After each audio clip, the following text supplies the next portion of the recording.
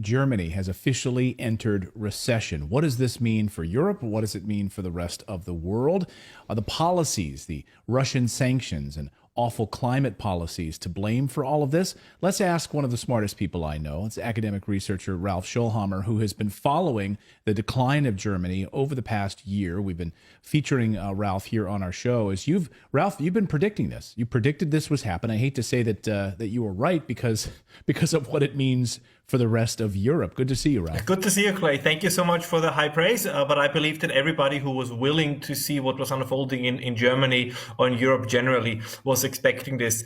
It's a little bit of an ironic game, I would say, that is currently played, and we see this in the case of other countries as well. So we have the first measurement of economic data, and then the revisions come in. So first there's slight growth, then there is no growth, and then there was negative growth, or in this case now in Germany, it's a recession. If we look at manufacturing data in detail, particularly in the energy intensive industries, this is an energy induced recession, something we talked about a year ago, I think, that this is how it's going to play out. And everybody who believes in reality, I have to say, must have seen it coming. Like, you cannot be an industrial producing nation if you don't have energy. Everything needs to be made at some point, and everything that needs to be made or gets made needs energy. It is that simple. And we're struggling against reality, and now it sets in. And so you have a lot of manufacturing, of course, a lot of big companies that rely on energy, rely on natural gas, rely on nuclear power to run their businesses, are closing down, shutting down as a result of this. These politicians knew this was happening. They knew it would happen. It almost sounds like it was calculated.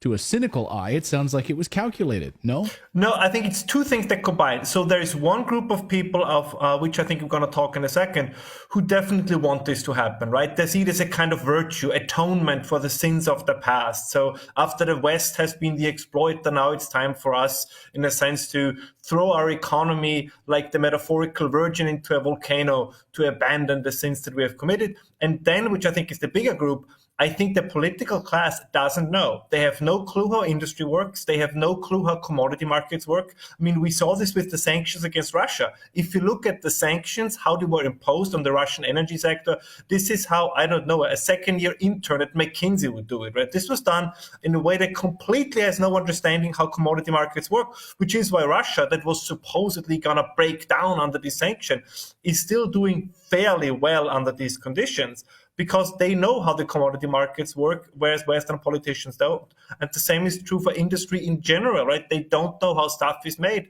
They don't know where things come from. And this is a very, very worrisome trend. So we have radicals on one side. We have, as I say, incompetent rubes on the other side. But together they are a formidable force that is very hard to overcome. Of course, you've been ringing this alarm bell. Hey, here's what's going to happen. You follow these ridiculous climate policies. You shut down your nuclear power. This is going to happen. So what does this mean for Germany? Now, we are technically in a recession. Europe's largest economy is in a recession. What does it mean for Germany, and what does it mean for Europe? Well, to give you one example, which I find is, it would be sad if it wouldn't be partially so hilarious. So one of the major export products now from China to Europe is electric cars. And one of the major exports from Europe to China is traditional internal combustion engine cars. Now, what is the European Union banning? Internal combustion engines. So you create a situation where you destroy your export product and at the same time increase the imports from a global competitor. So just in a nutshell, to show the insanity of the policies. By the way, the same is true in renewables. As I'm sure some of your listeners and viewers know, the supply chain when it comes to wind, solar, and batteries is 87% under the control of China. So, I mean, good for the Chinese, but that's really bad for us. So we thought that dependence on Russian gas is a problem. Well, you wait for the dependence on Chinese photovoltaic and Chinese wind turbines. It's just going to be equally worse. So this is a sense of, I cannot call it any differently, it's a sense of economic suicide. And it's driven by, one has to speak openly about this.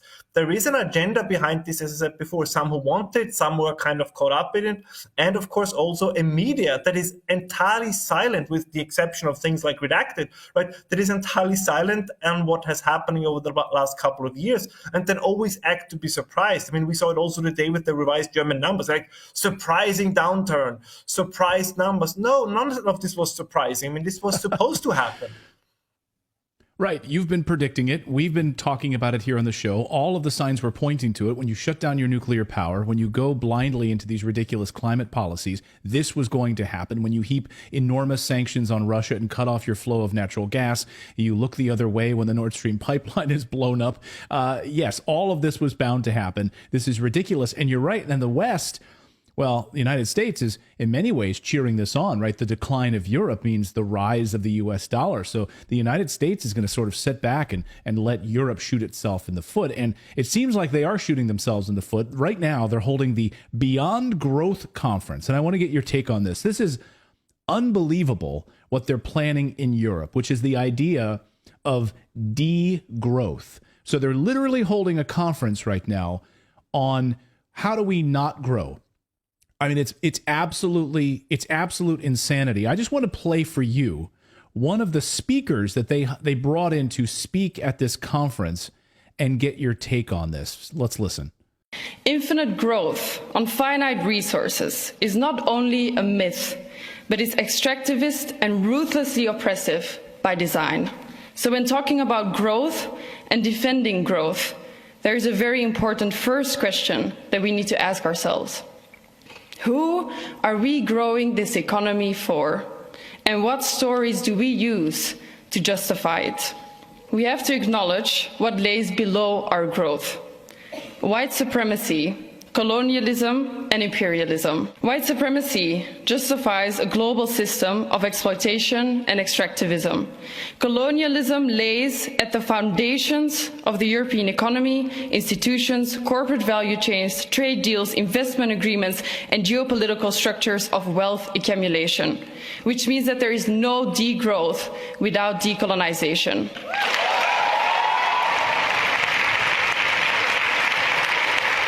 We need to take these conversations outside of these rooms and make sure that for all of the hundreds of fossil fuel lobbyists demanding growth, there are thousands of us demanding degrowth.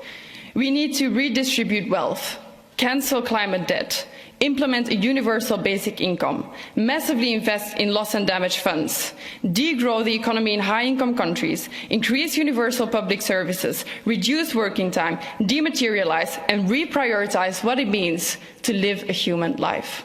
So, Ralph, white supremacy is at the heart of growth. A growth economy means it's white supremacy. And there's so many people in the audience that are shaking their heads right along with this. This is Europe right now.